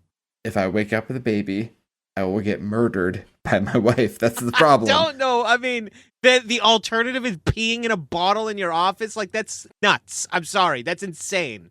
So eventually he reluctantly has to pull over and he's trying to rush everyone out of the car. And we see like Big Pete's writing more of his dumb poetry on the car, like pushing the dirt with his finger to write out more stuff. Car is so dirty. How? It's a dirty car, yeah. Long time on the road. They're on the road. They're not on a fucking dirt track. Well, he keeps driving through people's fucking yards and through the lawn when he's trying to escape. Well, yeah, that would do it, yeah. They're driving to Vegas. You have little Pete asking why mom's taking so long. He's like, well, you know how your mother is. She always has to find the perfect spot. And then, like, you just cut to, like, again, they end up using this clip in the intro, but it's like the Sound of Music clip of her just spinning around in the field. Yeah. But Ferg mentioned European Vacation earlier. This is obviously a nod to European Vacation, right? Like, she's doing, like, classic, like, Hills Are Alive with the Sound of Griswold here. Well, I just thought it was a nod to the Sound of Music. I think it is, too, but, like, that was the literally selling point. Like, I have a copy of Hugh's Big Adventure from when we were kids, like off TV, and like every commercial for that movie was just the hills are alive with the spinning. It's like, I think that's got to be ingrained in this somehow. They're like making it a reference. She comes running back, chased by Nazis. She sees some teenagers' boobs in Germany for some reason. So mom, in the search for the perfect pee spot, was gone so long that it's now dark out, and the dad has to shoot a flare into the air, which eventually gets her back. And he has like a full-on flare gun. It's like a snub-nosed 38 that he shoots into the air. She shows up kind of mad, but like, I'll say this is the one time in fairness, like, you left to pee so long that it got dark out. That's a problem. Yeah, like you're allowed to shoot a flare at that point. I'd be pretty upset. So now we get them back in the car and it's nighttime. So mom's passed out. The plates in her head is affecting the radio while she's asleep. And then you have the dad who's like, trying his hardest to hold his eyes as wide open as possible to avoid having to stop the car. We keep making the National Lampoons like things. It's like Cousin Eddie also had a plate in his head. And if this was the first vacation, the dad would be trying to get a blowjob in this scenario. Holiday Row. Which is wild to watch as an adult. You're like, I want her to do that now while the kids are asleep? What if the kids wake up? You're like, Chevy Chase, you're a monster. What are you doing? He really is a monster. I love him so much, but goddamn. I think there is a level of misunderstood with him, but go back. You just watch that documentary. Speaking just of character, though, look, I love Chevy Chase, but speaking just of character in that scenario, he's like, remember that thing we used to do? It's like the kids are asleep. It's like, will you suck my dick when we drive to the hotel? It's a fucking crazy thing to ask your wife while your kids are asleep in the back of the car. So while they're driving and all this is happening, you have Big Pete in the back, and he's, talking about how being on the road, unlocks kind of all these like great mysteries that are on your mind. And why do you always see one lonely boot on the shoulder of the road? Or what are those green signs for the mile markers? But he doesn't know what they are. What's weird about that too, though, is like this is coming off of like the golden age of serial killers, where like the 70s and 80s, where like there were just so many highway serial killers. Like you just see one boot in the side of the road. It's like, well, it was some guy named Gary who just murdered 40 sex workers. You're like, okay, take me back to when it used to be good on the highway. Big Pete's also big in love at the moment too, and he's wondering like, why is it so like, when your heart is so ready to disintegrate that the saddest song plays on the radio? And he's wondering if she's listening to the same song at the same time.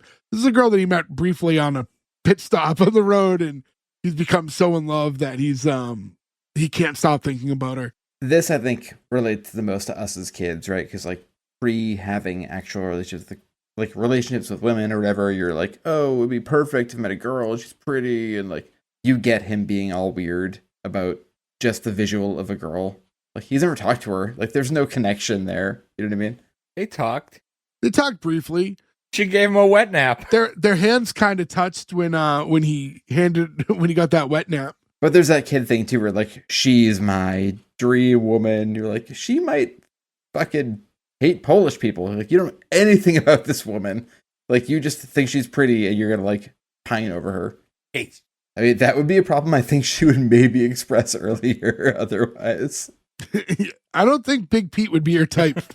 So we cut to the morning. Dad's still driving. Mom's plate picks up a radio call that kind of wakes her up. And you hear like the calling all cars. You have a serious 10-9er here. Like, a 10-9er, darn. Let's pull over. Maybe we can help. He's like, we're not stopping. And the situation is critical. Garage doors going haywire. And we see like this guy on the ground and it's almost like the perspective like Jaws is coming at him and it's like the garage door coming down at him.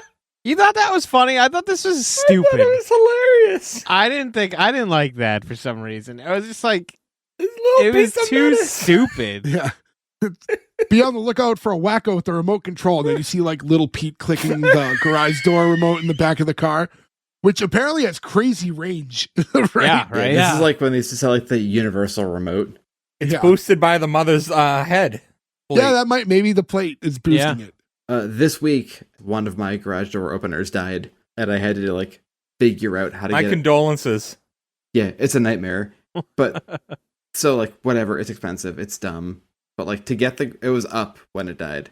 Like that's fine, except it's a They say that happens sometimes when you die because all the blood moves. But garage doors are heavy, so I had to like put vice grips at the end of the door and then snip all the cables and pray it didn't murder everybody. And like in between it, my wife and daughter came out and was like, "What's Daddy doing?" And I was like, "Go in the house. Go in the house. This could go so bad." I was like, Get back. on a fucking ladder with vice grips holding this fucking 1,000-pound door open and holding giant fucking thing. It's like, I'm gonna snip the cable and either I'm gonna die or we're all gonna die. So you gotta get in the house. And luckily, At any point, did you think to call your dad, who once owned a business that did nothing but install garage doors? yeah, I called him because I knew what to do. It's what we used to do. And I was like, "What do we do?" He was like, "Yep, this is what you have to do. This is the thing." I should have had 2 pairs of vice grips, to be fair. I only have 1. My own fault. I will fix that. Real amateur move. Real Yeah. amateur move. You're not the king of tools. But I had a moment where I was like, I might die. And that was a sad thing too. I was like, if I die right now, it'll be on fucking video with my dad. Where I have to be like, well, I saw his head explode, so I know the spring broke. To go back to this, the mom's talking to Don, the father, and saying how ashamed she is that he wouldn't stop to help out with this 10-9er. What were they supposed to do? Nothing. This whole like thing right here, I think the episode starts to devolve for me. And it's just a little like Pete and Pete's like thing is like it's zany, it's weird. This is just like too out of the box for me, and it's just ridiculous and hard to follow and confusing, and because of that, the things that are supposed to be funny aren't as funny to me. I took it as like road trips are miserable with your family and Yeah. you fight about the dumbest little things, and one of them. But for this though, I think they could have fixed the whole problem being like, if they just had Pete's dad, or like, look, as part of the dad community, if we hear a distress signal, we go and help people. Because then you'd be like, okay, he has to go. Otherwise, you're like, Yeah, but it's already a radio call. So at this point, we think the authorities are involved. It's not like no one knows. but who cares that he got it if he doesn't give a shit? You know what I mean? Like, why hear it? If he was like, I got saved in 72, then you're like, okay, he has to make a decision to not go save their person. It's like an Ahab scenario, right? Like, that becomes an actual challenge. No, but this isn't something they're supposed to get involved with. If they drove by and saw somebody in need of help and there's no one there, that's one thing. This is they're becoming aware that police are responding to a situation. Yeah. Or aren't responding. They just know a situation's happening. We actually don't see anybody come save that guy. That guy may have died. He's probably dead. He's probably dead. And that's what he gets. Little Pete gets another notch on his belt. So they're arguing, and she's like, I bet that guy would have helped if he was asked. Like, oh, well, why don't you go drive with Mr. Perfect then if you'd rather be with him? Hey, show of hands.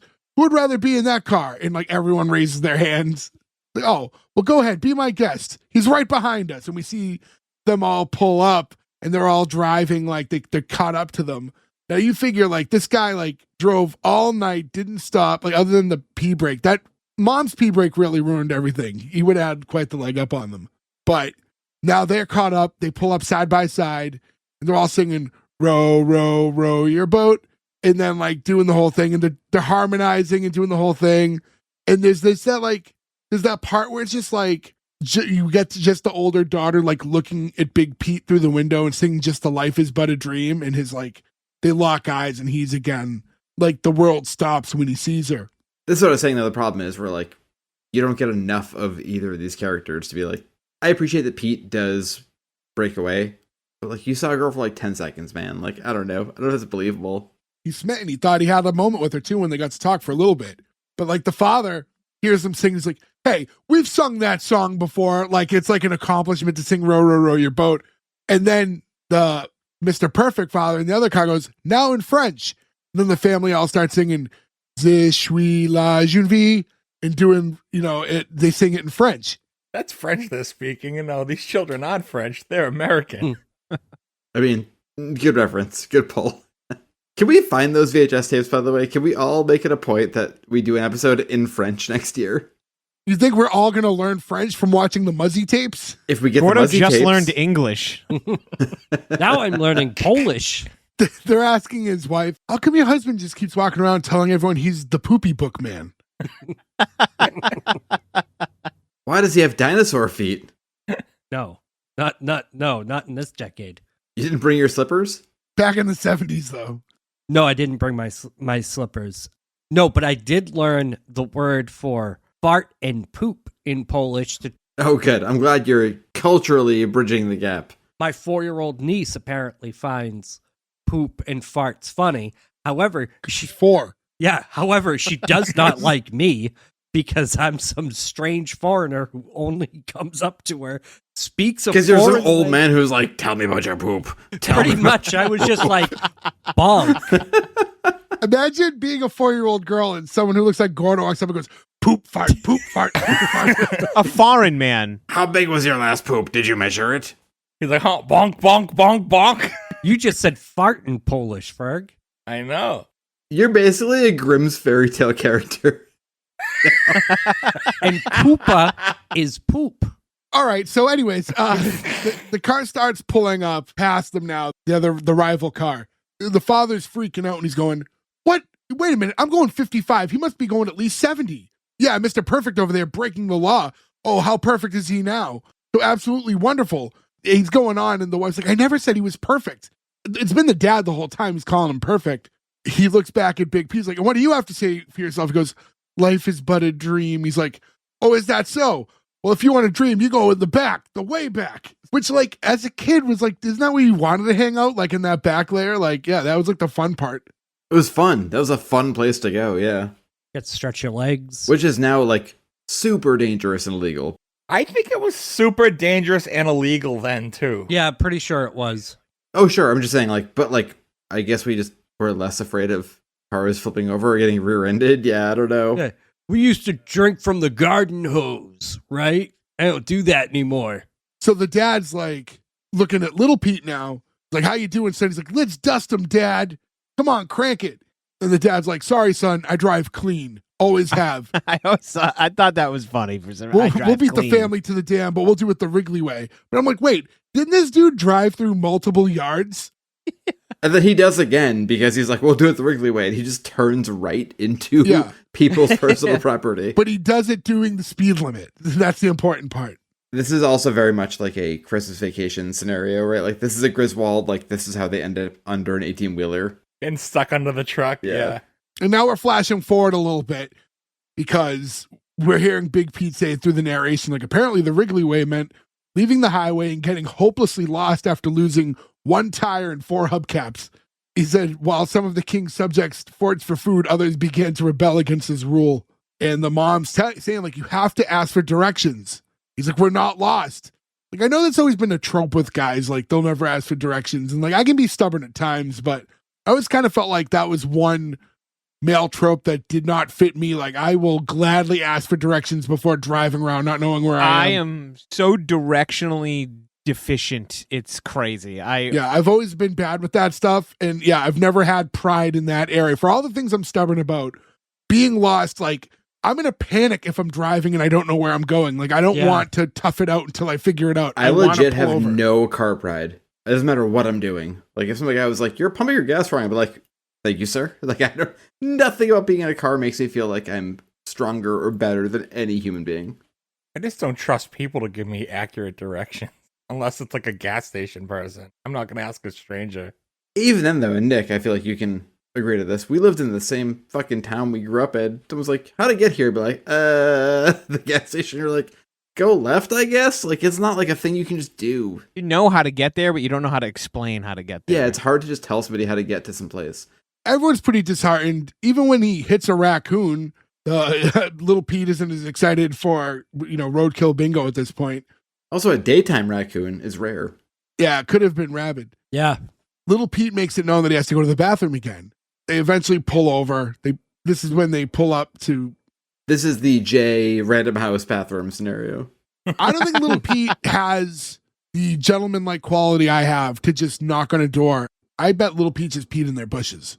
Oh, he definitely did. That woman assumed she was going to be in a podcast about a serial murderer and was just like letting it happen. It's insane. And then she's like, "Nope, just a nice guy. Just a nice man pooped in my house and left." So at this point, after stopping again, I think the dad's finally a little dejected and he's just like sitting on the roof of his own car and he's talking to himself. Like, this is how it ends. Like the end of his run of the King of the Road. And like you hear like a humming noise. He's like, "That sound, it's so beautiful. It's like a song." And then he's looking around. He's like, "Of course it is. Song of a dam. We're in dam country. We did it." Like, "Come on, Pete." Like they head into the car and you hear the Big Pete's narration. "Nothing could stop him now.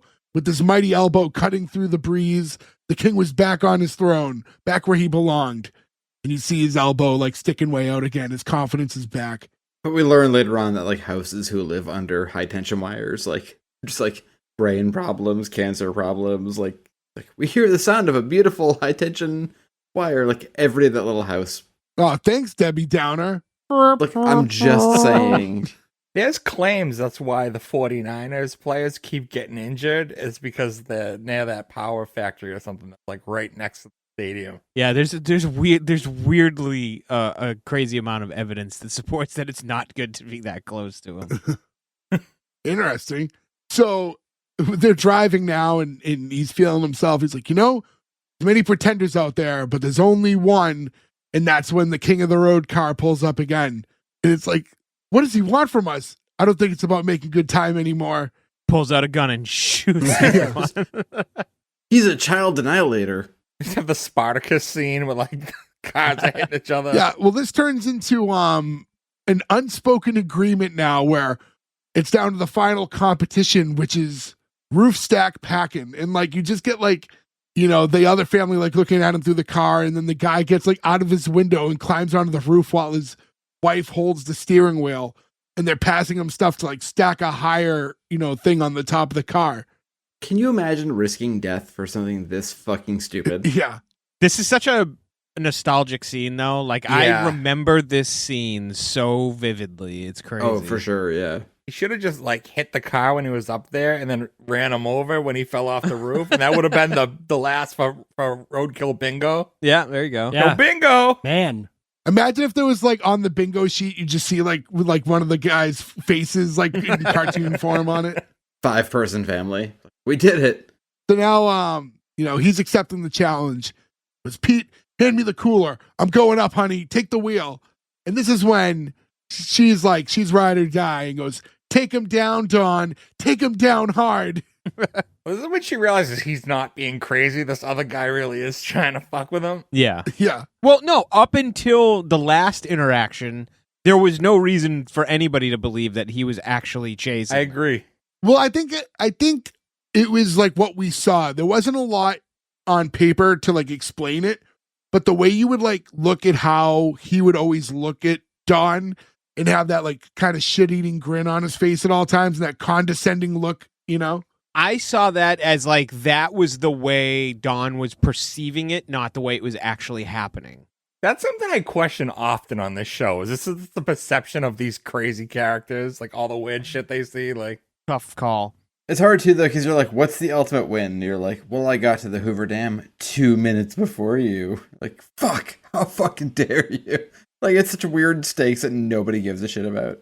Well, like the two actors who play Pete and Pete, like, have had a podcast together for a while called The Adventures of Danny and Mike.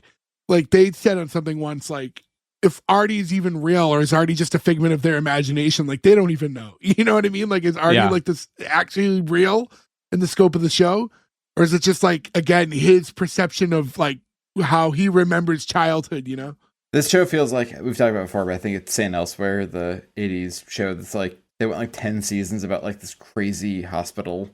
And then the very last episode, it was just like a mentally challenged man was looking at a snow globe and was like, I made all of this up. And everyone was like, wait, what?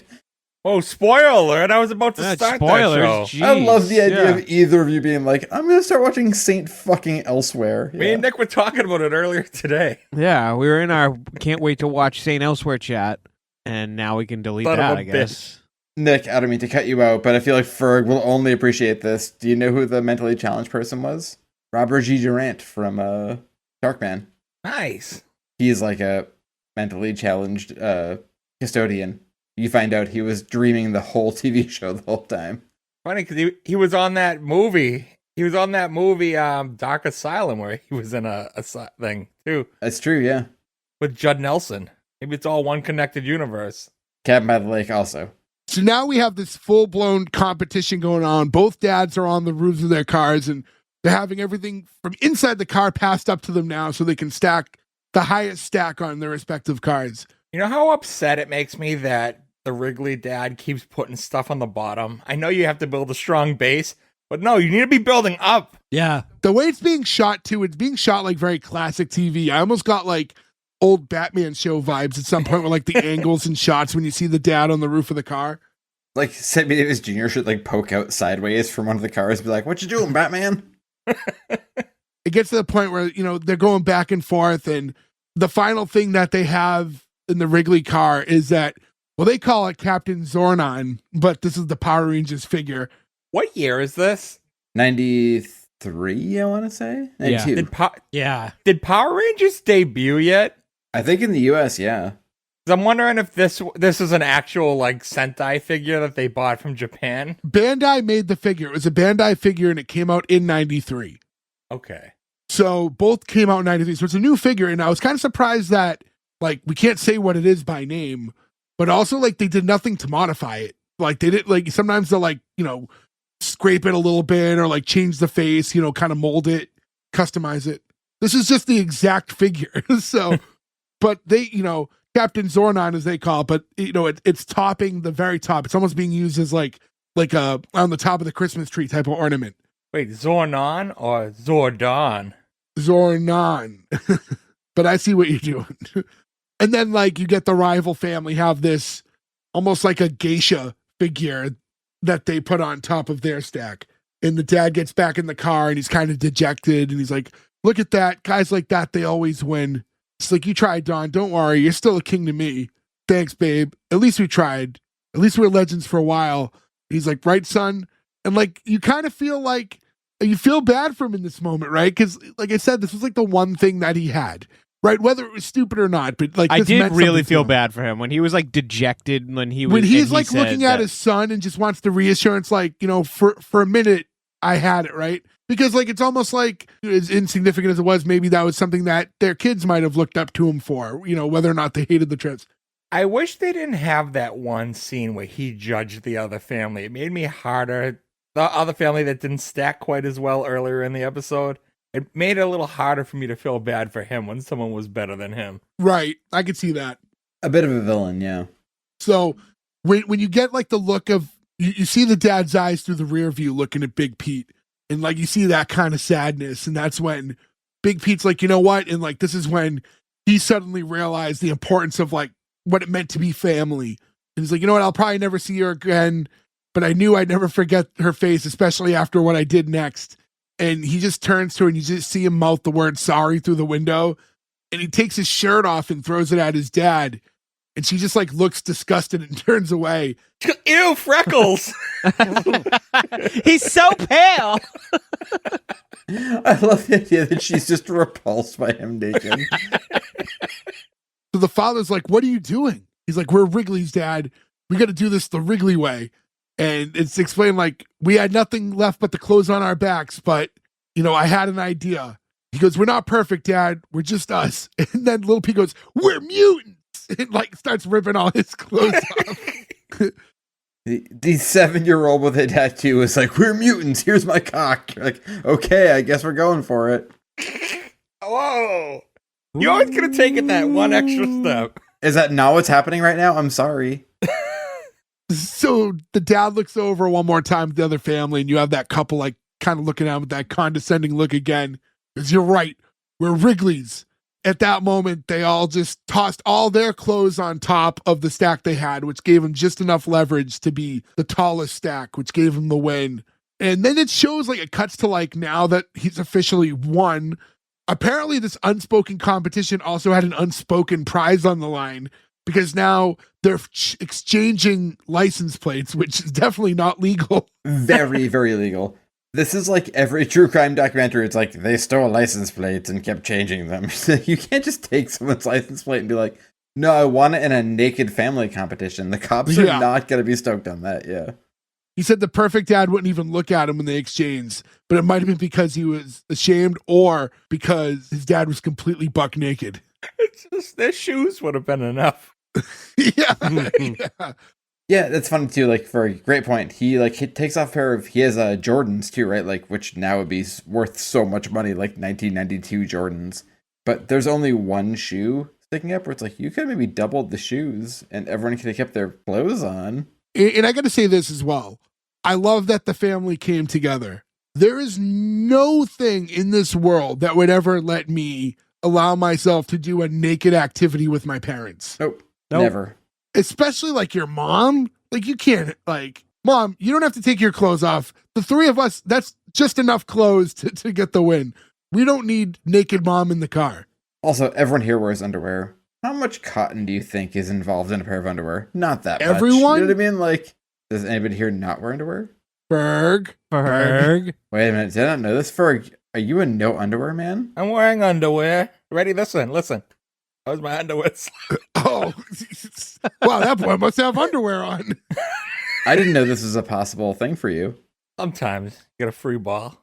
Oof. And jeans? But I keep wearing out my jeans. It's crazy. Yeah. Man, we got all these Lenny Kravitzes running around here. But yeah, no, that was one thing, is that you see the whole family like later, like, we did it, and they're driving off in the car and none of them have clothes on. You're like, ugh. Also, like, when you win, like, maybe grab a shirt. You know what I mean? Like, we won! Like, shirts, anybody? Another option is, though, could have taken clothes out of the luggage. Put it up. Yeah, there's an entire, like, underwear, socks, anything you want. There's probably plenty of extra clothes in the luggage you've stacked on the roof, yeah. And then you kind of just get that last shot of them all driving off now with all their elbows out of the window. They're all one, the family bonding, which is all you really want out of a family road trip, right? Yeah, sure. Emasculating a man who makes a serial killer and making sure you see all your family naked. That's what we usually do on trips. And then just a little bit of stock footage of the Hoover Dam while the credits roll. I thought that was strange. It's just stock footage. The only time they don't show them there. We know what the Hoover Dam, we don't have to actually see the Hoover Dam. I went down a weird rabbit hole of the Hoover Dam where it was like, how many people actually died? And that's like how I got to the weird suicide thing. But it was funny, there were like 1,000 people died, but like the thing of people falling into the dam and dying, that's not true. It's like, that's your thing to like rest on. You're like, no one actually fell into it and died. They just died getting exploded by dynamite. It was like, I don't know if maybe we need to figure out what is good or bad in this story. I'm really glad you were able to bookend this episode with this real fun stuff. But in any event, that concluded the episode. 4+ years later, we finally righted the wrong and discussed Pete and Pete, because a show like this deserves to be covered. Turns out we forgot to hit record. Oh no! I was thinking all day, I was like, we're gonna fuck up the recording. There's no way. So. We didn't export anything yet, so everyone shut the fuck up. So let's wait till we're in the clear here. Listen, yeah, there's not much else to go with, so might as well get into the green light or cancel. I will go. I'll go opposite. Gordo, starting with you. Cancel. Hated this show then. Hated this show now. Not funny. Just kind of weird. Just sad. Did not like it. Cancel. Nick. I am actually with Gordo. I didn't hate this show, but as far as like a pilot goes, being objective, I didn't necessarily love this episode. And I know that we've talked about like that, you know, it's just like the way Pete and Pete was. Like it was different, it was unique, and I appreciate that about the show. I really do. And I like the cast of characters and everything, but as this episode alone goes, I would have a hard time wanting to watch another one after this. It was a little too strange, a little or not enough information.